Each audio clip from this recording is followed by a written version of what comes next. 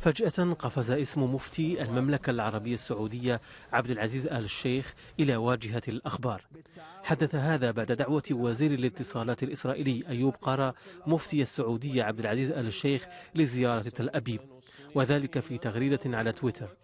لكن ما حظي باهتمام المراقبين أكثر من الدعوة ذاتها هو الكلام الذي نقله أيوب قارة عن المفتي، فقد بارك الوزير الإسرائيلي للمفتي السعودي ما قال إنها فتواه ضد الحرب وضد قتل اليهود، وقوله إن حماس منظمة إرهابية تضر الفلسطينيين.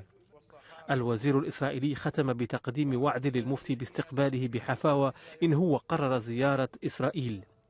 فمن هو مفتي السعودية؟ هو عبد العزيز آل الشيخ، ولد في مكة المكرمة عام 1943، فقد والده وهو في 8 من العمر. حفظ القرآن صغيرا، ثم تتلمذ على يد كبار علماء الدين في المملكة العربية السعودية، وأبرزهم عبد العزيز بن باز. عمل أستاذا في عدة مؤسسات جامعية، وعين مفتيا عاما للسعودية عام 1999 بعد وفاة عبد العزيز بن باز.